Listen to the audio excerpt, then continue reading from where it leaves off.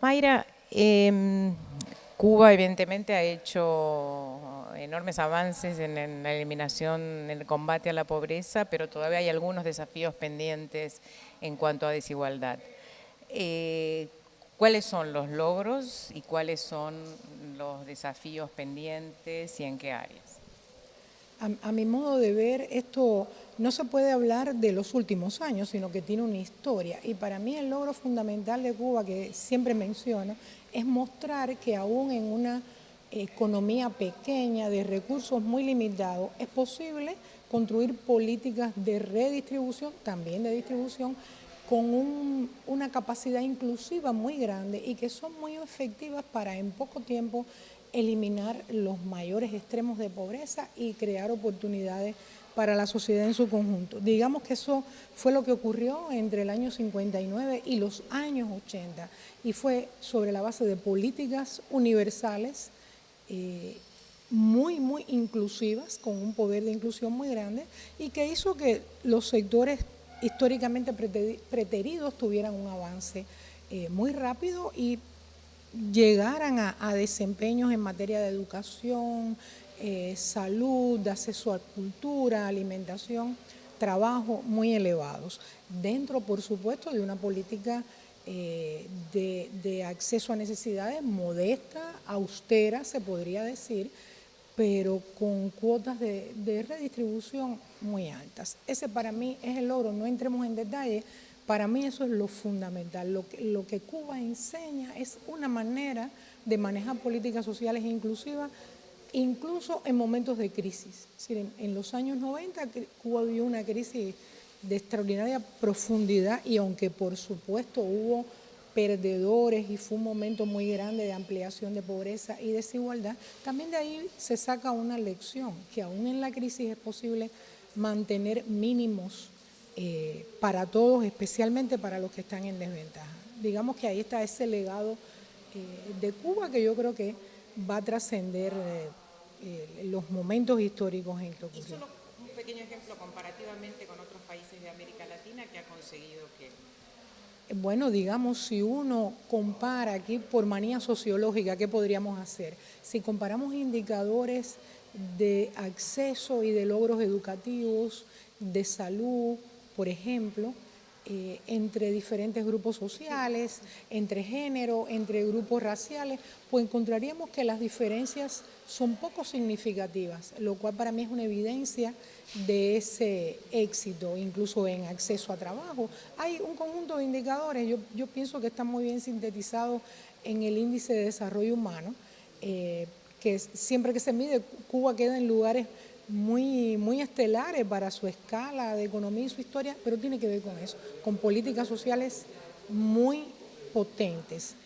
Esto no quiere decir que eso no haya estado acompañado de problemas, de dificultades, de debilidades. Los estudios que se refirieron a la época del 80, que digamos era la máxima cúspide de la igualdad. Me pedías también ejemplo, por ejemplo, el índice Gini medido para los 80 era de 0,24, más o menos muy bajo, la pobreza para esa década de alrededor de 6%.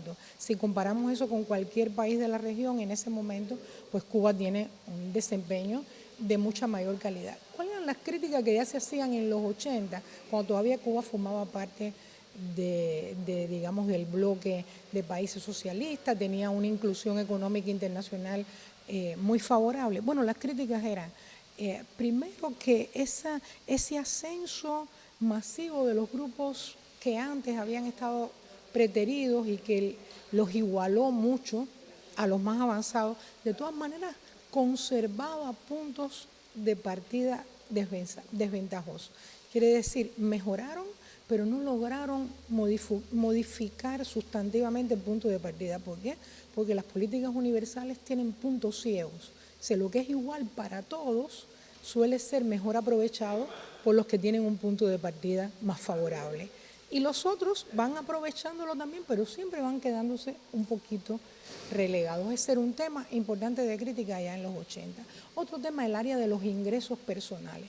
Las políticas sociales muy potentes, de mucha cobertura, crean grandes amparos y seguridades, pero tuvieron también como consecuencia que al ser ingresos muy igualitarios y relativamente bajos, pues esa esfera de la decisión familiar e individual que depende del ingreso que tengas, pues quedó siempre por un nivel bajo, ¿verdad? Entonces eso hace que haya una igualación y que los distintos grupos que tienen diferentes demandas, intereses, necesidades, no pudieran satisfacer esas diversidades. Es decir, era igual para todos. Eso tiene un impacto muy positivo, pero también va generando a su vez otras desigualdades. Es lo que el enfoque que Claxo usa de producción de desigualdades y pobreza, a mí me parece que hay una herramienta muy interesante para analizar esto. Aunque sean políticas cuya intención es superar pobreza y desigualdades,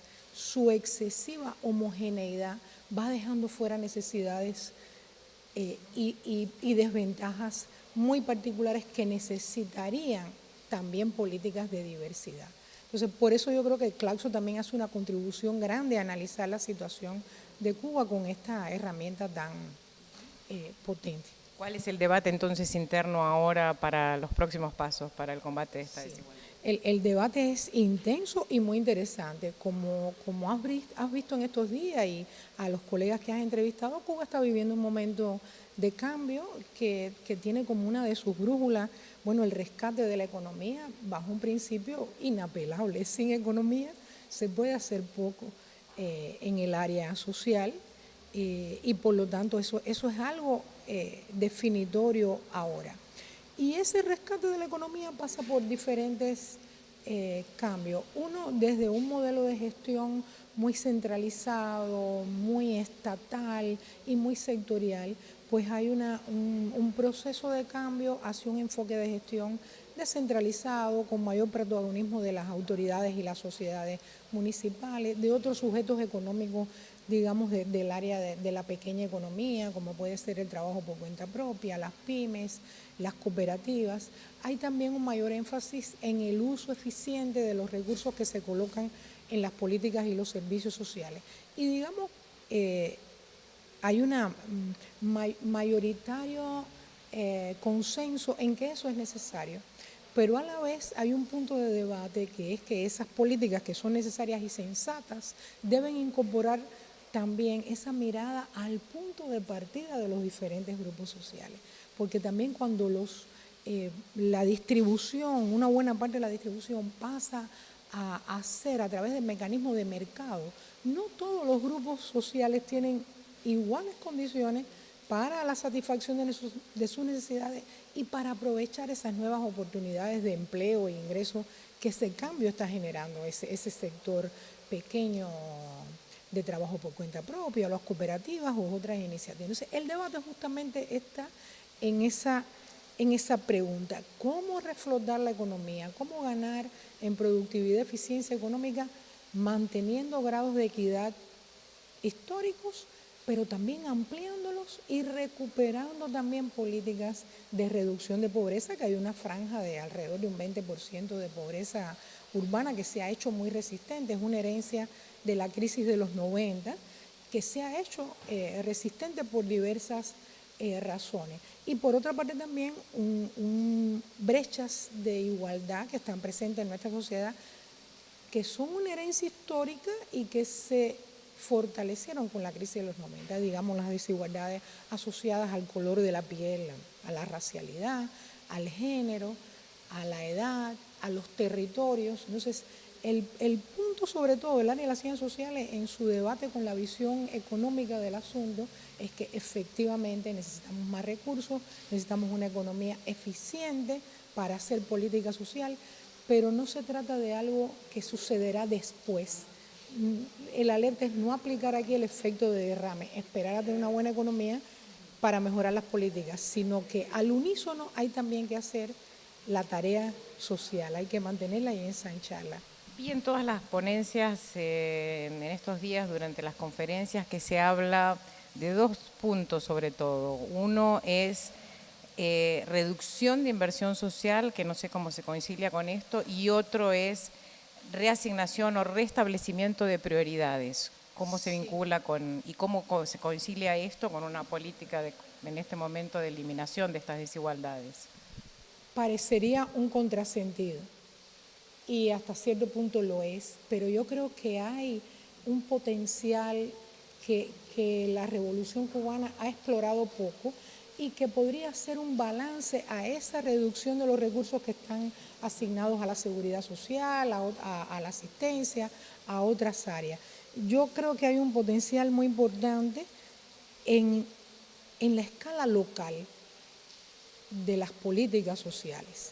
Es decir, y hay recursos que funcionan mejor con más bajo monto en lo local. Digamos, cuando se hacen políticas que son centralizadas, que toman decisiones como que es el mismo tipo de servicio a lo largo de todo el país, con el mismo set de equipamiento o tal, eso requiere una masa de recursos relativamente alta. Mientras que si la política nacional lo que hace es indicar un tipo de estrategia, un tipo de beneficiario, si pone las cotas en que hay que hacer ese servicio y a escala local es posible encontrar maneras de aplicarlo concretamente, pueden hacerse cosas de calidad con menos recursos. Y cómo también cómo también no sea contradictorio el hecho de una apertura de la economía con la creación de nuevos sectores, con otro tipo de ingresos, con esta lucha por la equidad. ¿Cómo se contrarresta esto? Yo creo que también hay varias formas. Primero, este instrumento de la política tributaria, en la que en Cuba hay muy poca cultura, pero yo creo que esos nuevos sujetos económicos, uno de los puntos de anclaje con un proyecto social, humanista, es justamente su contribución a través de tributos, de impuestos, y una transparencia de cómo el Estado usa esos impuestos para fortalecer políticas sociales. Entonces yo creo que ahí hay un elemento que puede ayudar a contrarrestar ese aumento de desigualdades que es evidente en el país hoy. Hay también otro tipo de herramienta que es sobre todo para que los grupos que están en desventaja puedan también acceder a esas nuevas opciones que pueden proveer de mejores ingresos. ¿Qué quiere decir con esto? Las opciones que hasta hoy hay, por lo general, para que se aprovechen, uno tiene que tener un punto de partida relativamente alto. Digamos, tendría que tener una casa para alquilarla, tendría que tener un capital ahorrado para montar un negocio, y eso está concentrado en determinados grupos sociales. Una de las cosas que las ciencias sociales debaten es cómo hacer para que los grupos que no tienen esos recursos puedan llegar a ellos. Si puede haber una política afirmativa, focalizada o una política de cara a la diversidad hacia los grupos que están en desventaja. ¿Cómo se hace eso? Hay en América Latina experiencia, yo creo que Ecuador, Bolivia han avanzado en ese tipo de enfoque, que es que, digamos, para los grupos en desventaja se pueden crear mecanismos de capacitación específica para que adquieran competencias que ellos no tienen y les permitan o montar un negocio, o formar una cooperativa o aliarse, ofrecer un servicio en particular o acceder a un mejor trabajo. Otro es el mecanismo de microcréditos, créditos solidarios. Ese mundo, digamos, de las finanzas solidarias, yo creo que es un mundo muy interesante en el que Cuba podría explorar para ir equilibrando esas brechas de equidad que están presentes y que van ampliándose. Y por otro, hay un área muy interesante que es también la economía solidaria, cómo se irradia desde estos nuevos sujetos económicos una manera de actuar en sus comunidades, en su espacio, con responsabilidad social y con solidaridad, que si bien no elimina las desigualdades, pero al menos las atenúa y crea un ambiente en la microescala mucho más favorable. Yo creo que hay cosas que se pueden hacer y esa es parte de la discusión ahora mismo. No hay miedo entonces en Cuba de discutir, de reconocer esto y de discutirlo abiertamente. En la academia se discute desde hace muchos años y hay mucha publicación que da fe de que es un tema que está presente entre nosotros. Yo creo que desde los duros 90, ¿no? que puso ante nuestros ojos el fin de esa era de ascenso en la igualdad social. Y por otra parte, si uno revisa los documentos del 7º Congreso del partido, los lineamientos para la actualización del modelo, el programa, la conceptualización, pues encuentra allí una conciencia de que hay grupos que están en desventaja y también la conciencia de que es necesario, por ejemplo, hay un eje importantísimo del plan hasta el 2030 que está relacionado con la equidad social. Si reconoce que hay que fomentar equidad social para superar desventajas y reconoce también que ningún programa económico es bueno si no está insertado en esa lógica de la equidad, de la igualdad creciente, de la eliminación de las desventajas más extremas. ¿Cómo puede contribuir la cooperación internacional en esta ayuda a un desarrollo con equidad? ¿En qué áreas?